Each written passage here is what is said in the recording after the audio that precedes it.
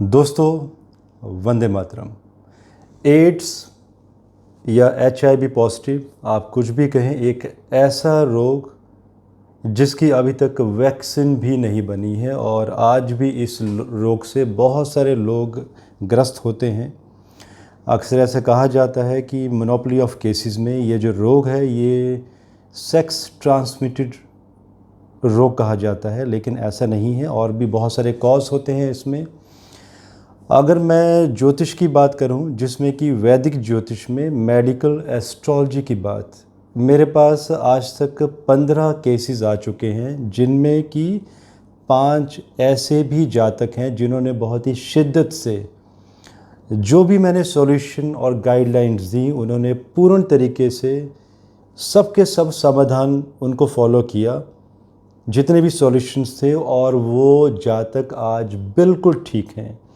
जिनमें से कि ये भी एक केस है जो मैं आज आप लोगों को दिखाने वाला हूँ कि किस तरह से हमारे पास केस आता है और हम एनालिसिस ज्योतिष के द्वारा ही जो कॉम्बिनेशंस होते हैं उनके द्वारा एनालिसिस भी कर लिए जाते हैं कि किन जातकों को एड्स जैसा भयंकर रोग हो सकता है और उसके उपाय क्या हैं। वह भी इससे पहले कि हम स्टार्ट करें, आगे बढ़े, मैं ये भी कहना चाहता हूँ दोस्तों कि ये एक ऐसा रोग है जो कि हर एक व्यक्ति को हो भी नहीं सकता, चाहे उस व्यक्ति के किसी दूसरे अपोजिट सेक्स के साथ कितने ही लोगों के साथ संबंध क्यों ना हो, प्रिकॉशन लिया हो या नहीं लिया हो, तो भी कुछ लोगों को ये रोग हो ही नहीं सकता, क्योंकि इस रोग के लिए कुंडली में सप्तम भाव और अष्टम भाव का पीड़ित होना बहुत ज़रूरी है। अगर ये कॉम्बिनेशन नहीं बनेंगे तो ये रोग बनेगा ही नहीं, चाहे ऐसे लोग कितने भी अदर और लोगों के साथ यौन संबंध बनाए बिना प्रिकॉशन के। तो कॉम्बिनेशन शुरू करते हैं। पहले तो ये जो जातक हैं ये मेरे क्लाइंट हैं, इनका नाम मैंने यहाँ पर हटा दिया है बिकॉज़ प्राइवेसी मेंटेन करना बहुत ज़रूरी है ऐसे केसेस में। और साथ में आप देखेंगे ये मैंने इनको सॉल्यूशन दिए थे, जिसमें कि ये हमारी वेबसाइट astrokapur.com में सर्विसेज हैं मेडिकल एस्ट्रोलॉजी की। ये फ्रेमवर्क के थ्रू ही मेल आया है। इसमें हमने मेरा मेल आईडी डेफिनेटली मैंने हटा दिया है ताकि बहुत सारे मुझे मेल ना आ जाए आप लोगों की तरफ से।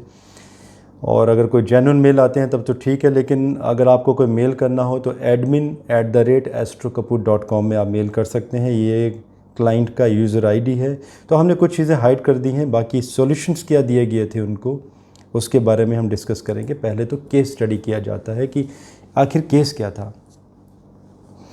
इन्हें 2017 में एड्स डिटेक्ट हुई थी। ये मैंने मेल किया था इनको, आप देखिए 5 जून 2021 को, एंड 10 फरवरी 2023 को मुझे एक मेल आता है इनके द्वारा कि वो बिल्कुल ठीक हो गए हैं। बीच में हमारी बहुत बार बात भी होती रही, लेकिन वो एक ऐसा दिन था जब इन्होंने अपने टेस्ट करवाए थे और बिल्कुल स्वस्थ हो चुके हैं। अभी इन्हें कोई भी रोग नहीं है, बल्कि इन्हें बहुत सारे और भी रोग थे, आप देख सकते हैं। कोई पर्सनल लाइफ में भी परेशानियां थी। अब क्वेश्चन आता है कि आखिर एड्स जैसे भयंकर रोग का एनालिसिस कैसे किया जाए कुंडली से। अष्टम घर होता है गुप्त रोगों का। जब भी आठवें घर का किसी भी तरीके से मंगल, शनि, राहु और शुक्र के साथ जब संबंध बनता है तो एड्स जैसे भयंकर रोग होने का खतरा बना रहता है।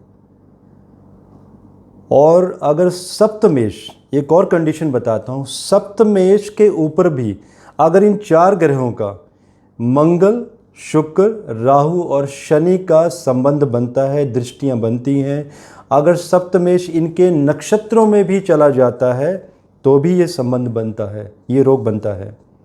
और अगर पंचमेश, जिससे हम पास्ट लाइफ के बारे में विचार करते हैं, पंचमेश का भी अगर इन 4 ग्रहों के साथ संबंध बन जाए और अष्टम घर के साथ अगर कोई कनेक्शन बनता है तो एड्स जैसा भयंकर रोग बनता है, क्रॉनिक रोग, क्योंकि इसमें इम्यून सिस्टम डाउन होता चला जाता है। तो आप देखिएगा कि ये रोग कैसे बना और मैंने कौन से सॉल्यूशंस दिए, जिसमें डेफिनेटली आयुर्वेदा भी इन्वॉल्व है, क्योंकि मेडिकल साइंस में तो डेफिनेटली इसका कोई भी क्योर नहीं है। अब इस कुंडली को ही देख लेते हैं कैसे कॉम्बिनेशन बने। इस कुंडली में आप अष्टम घर को देखिए जो गुप्त रोगों का घर है, लेकिन जब ये कॉम्बिनेशन बने तो उस महादशा अंतरदशा का भी आना बहुत ज़रूरी है। ट्रांजिट में उन प्लैनेट्स का भी होना बहुत ज़रूरी है। तो जब 2017 में ये रोग बना था, उस समय शनि देव जी वृश्चिक राशि में चल रहे थे और छठे घर रोगों के घर में चले गए थे। तो एक तो ये कॉम्बिनेशन ट्रांजिट का देखना बहुत ज़रूरी है। उस तरह से गुरु का भी देखना बहुत ज़रूरी है। अगर गुरु की अच्छी ट्रांजिट नहीं होगी तो रिजल्ट्स नहीं मिलेंगे, क्योंकि जातक को ठीक होने के लिए गुरु, देवगुरु बृहस्पति जैसे अच्छे ग्रहों की भी सपोर्ट होना बहुत ज़रूरी है। अब अष्टम घर में देखते हैं। देखिए, मैंने 4 प्लैनेट्स बताए थे, 4 में से शुक्र ऑलरेडी अष्टम घर में बैठे हैं। आप देखते हैं कि शुक्र कौन से नक्षत्र के हैं। शुक्र चले गए हैं मंगल के नक्षत्र के। तो देखिए, मंगल का भी संबंध यहाँ पर बन गया। और बताया था मैंने राहु। अब देखिए, राहु यहाँ पर सेकंड हाउस में, ये कोई अच्छा भाव नहीं है, अपने शत्रु राशि में चला गया और राहु की सप्तम दृष्टि इसी घर में, और शुक्र को भी इसने पीड़ित किया हुआ है। तो देखिए, एक कॉम्बिनेशन और अष्टमेश स्वयं शनि देव जी हैं और शनि देव जी चौथे घर में चले गए हैं। और शनि देव जी यहाँ पर रेट्रोग्रेड हैं, चंद्रमा के नक्षत्र में है, इसलिए थोड़ी सी सपोर्ट भी है। इट्स इंडिकेशन कि जातक को बचाया जा सकता है। अदरवाइज दोस्तों क्या होता है कि एड्स के केसेस में जातक एड्स से तो बाद में डेथ होती है, लेकिन डिप्रेशन, पैनिक अटैक आना शुरू हो जाते हैं, फियर हो जाता है डेथ का, उससे ही इंसान की डेथ होना या हार्ट अटैक होने के चांसेस बढ़ जाते हैं। अगर चौथा घर स्ट्रॉन्ग नहीं होगा तो डेफिनेटली हार्ट का स्ट्रोक आना तय है। सो इसलिए मैंने कहा कि रोग से तो इंसान बाद में जाएगा, हार्ट के स्ट्रोक से ही चला जाएगा। अब नवांश कुंडली के कॉम्बिनेशन देखना भी ज़रूरी है और त्रिशांश के भी, लेकिन अब हम इतना डिटेल में नहीं जाएंगे इसमें, क्योंकि जो ज्योतिष के स्टूडेंट हैं वो ऑलरेडी समझ जाएंगे इस डेट ऑफ बर्थ से कि क्या कैसे कॉम्बिनेशंस बने हैं बाकी कुंडलियों में, जिसमें कि भिनाष्टक is very very important. Capricorn sign में देख लीजिए, चंद्रमा के भिनाष्टक में कैप्रिकॉर्न साइन में सिर्फ 2 ही पॉइंट हैं। और देखिए, कैप्रिकॉर्न 8th हाउस में, मतलब बहुत ही कमज़ोर घर ये है। अब देखिए, सप्तम घर का भी कॉम्बिनेशन देखिए। सप्तमेश जो मैंने कॉम्बिनेशन बताया था सेकंड, सप्तमेश चले गए हैं चौथे घर में शनि। शनि के ऊपर, शनि कौन से नक्षत्र के हैं? चंद्रमा के। ठीक है, ये कंडीशन मीट नहीं करती है। शनि के ऊपर मंगल की अष्टम दृष्टि,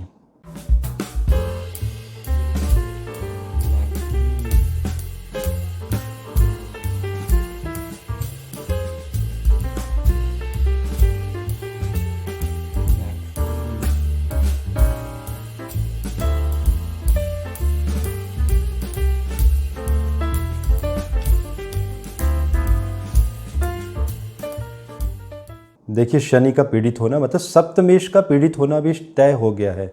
सप्तमेश वैसे भी शनि देव जी के साथ है, एक कॉम्बिनेशन तो यहाँ पे मीट करता है। दूसरा, मंगल की अष्टम दृष्टि, दूसरा कॉम्बिनेशन भी बन गया है। मंगल का प्रभाव मिला जुला, जिसमें कि मंगल ने सूर्य गर्म ग्रह का भी प्रभाव लिया है। सूर्य तृतीयेश है, मार्केश के लॉर्ड भी हैं, और बुध लग्नेश है जो कि ऑलरेडी यहाँ पर पीड़ित हो चुका है। तो ये मिला जुला प्रभाव मंगल का अष्टम दृष्टि, इसके साथ साथ केतु की नवम दृष्टि सप्तमेश गुरु के ऊपर।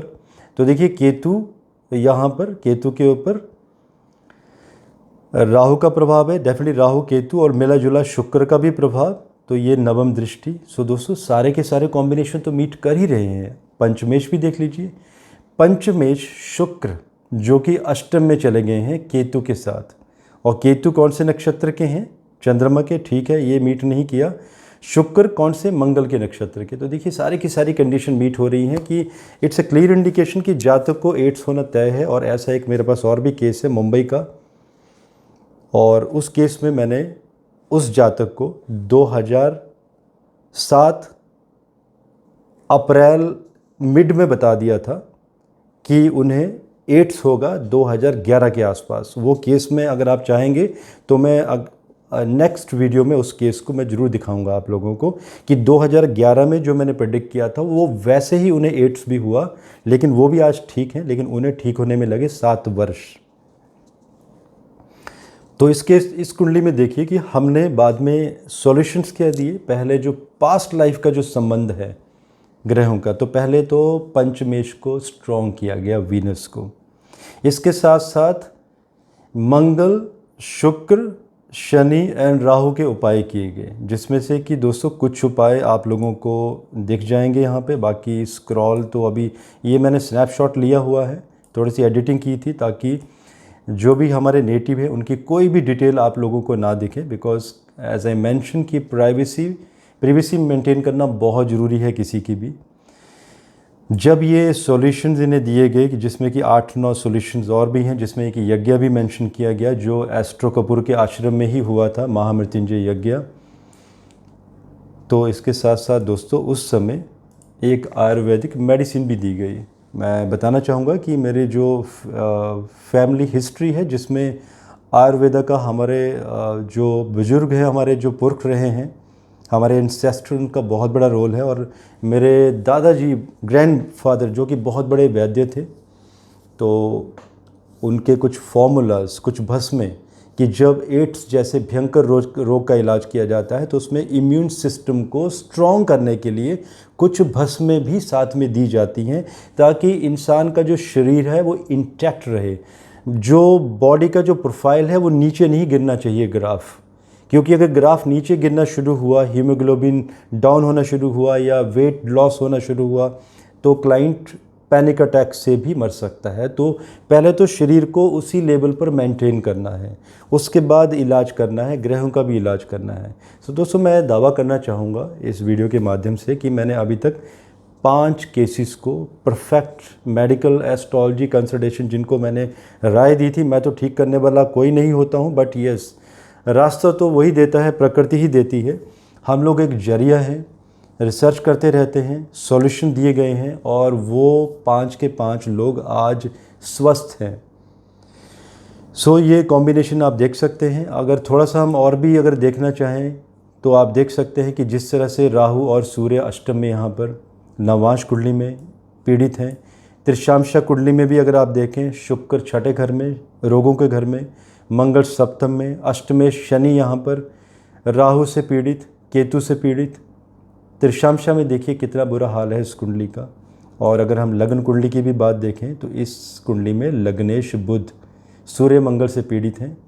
और वैसे भी अगर हम इस जातक की बात करें तो आयु बहुत लंबी नहीं है और एक मध्यम आयु दर्शाती है इस कुंडली में, जो कि कारण यह है कि लगन कमज़ोर है और अष्टमेश भी कहीं ना कहीं पीड़ित है।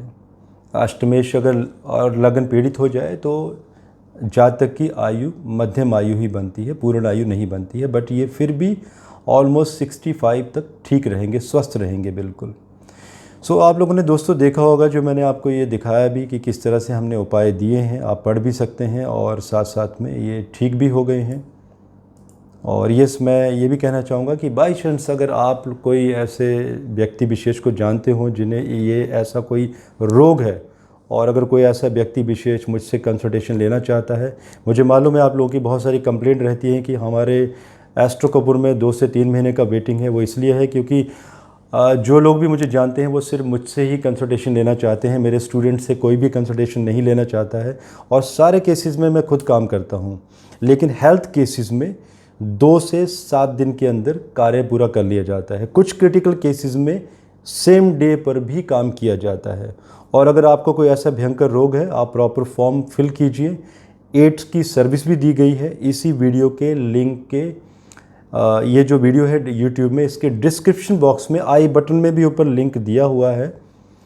और डेफिनेटली सर्विस का लिंक तो वहाँ पर नहीं जाएगा, आई एम सो सॉरी, लेकिन डिस्क्रिप्शन बॉक्स में वेबसाइट का सर्विस लिंक दिया हुआ है, आप सर्विस वहाँ पर फिल करके देख सकते हैं। लेकिन यस मैं पहले ही कहना चाहूँगा कि उन्हीं केसेस को एंटरटेन किया जाएगा जिन्हें हमें भरोसा होगा कि हम उन्हें ठीक कर सकते हैं। क्योंकि जब भी व्यक्ति विशेष किसी की ऐसे कोई भयंकर रोग के बारे में विचार किया जाता है तो पहले हम अष्टम घर का विचार करते हैं कि अगर 8वें घर में अगर हमें मालूम होता है कि जातक की आयु लंबी है, तभी हम उस केस पर कार्य करते हैं। अगर हमें ये मालूम चलता है कि आयु कम है और जो रोग बना है उसमें पीड़ा होगी, आयु में कष्ट होगा, तो ऐसे केसेस में जो कंसल्टेशन फ़ीस है उसे रिफ़ंड करवा दिया जाता है विद इन 2 डेज़।